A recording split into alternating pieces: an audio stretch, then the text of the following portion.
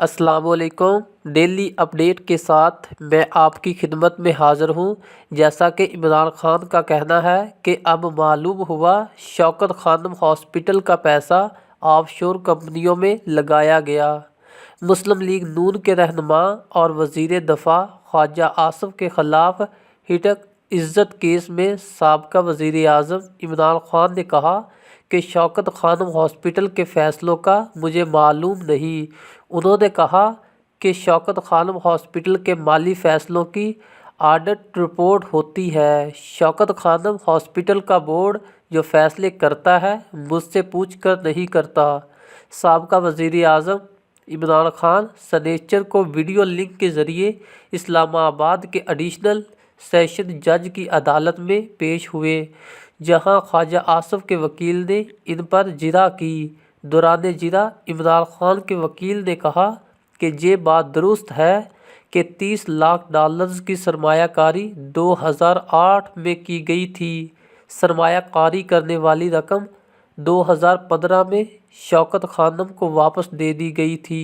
عمران خان نے کہا کہ $3 ملین کی رقم 7 سال HBG کے گروپ کے پاس رہی، جس کے چیف ایگزیکٹو امتیاز حیدری ہیں۔ امتیاز حیدری اس کمیٹی میں شامل تھے جنہوں نے $3 ملین کی رقم سرمایہ کاری کرنے کے لیے منظور کی۔ امتیاز حیدری نے یہ منظوری ذاتی فائدے کے حصول کے لیے نہیں دی۔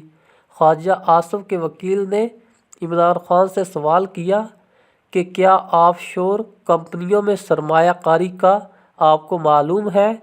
اس پر عمران خان نے جواب دیا کہ شوکت خانم ہاسپٹل کے فیصلوں کا مجھے معلوم نہیں۔ شوکت خانم ہاسپٹل کے مالی فیصلوں کی آڈٹ رپورٹ ہوتی ہے۔ شوکت خانم ہاسپٹل کا بورڈ جو فیصلے کرتا ہے مجھ سے پوچھ کر نہیں کرتا۔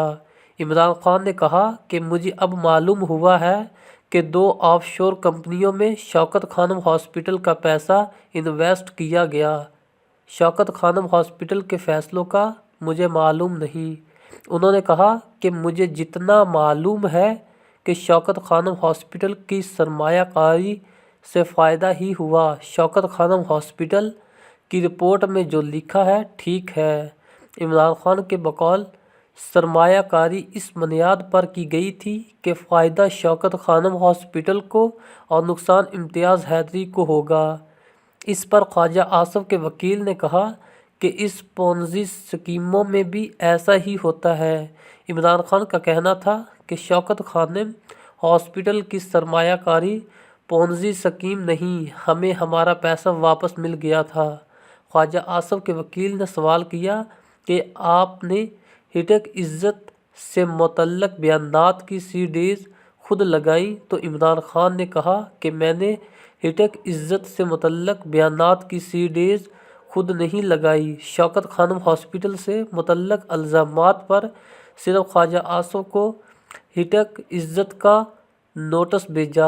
ہاسپٹل سے متعلق الزامات پر کسی پبلشر کو ہتک عزت کا نوٹس نہیں بھیجا۔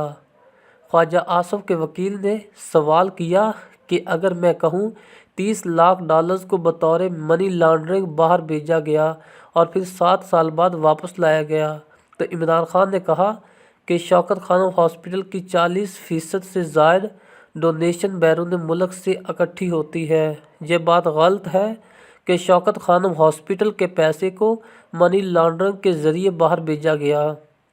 خواجہ آصف کے وکیل نے عمران خان پر جرح مکمل کی، جس کے بعد عدالت نے ہتک عزت کے کیس کی سماعت 4 مارچ تک ملتوی کر دی۔ واضح رہے کہ عمران خان نے 2012 میں خواجہ آصف کے خلاف 10 ارب روپے پر جانے کے لیے ہتک عزت کا دعویٰ دائر کیا تھا، کیونکہ خواجہ آصف نے ایک پریس کانفرنس کے دوران شوکت خانم ہاسپٹل کے فنڈز کے ذریعے منی لانڈرنگ اور ان کے غلط استعمال کے الزامات عائد کیے تھے۔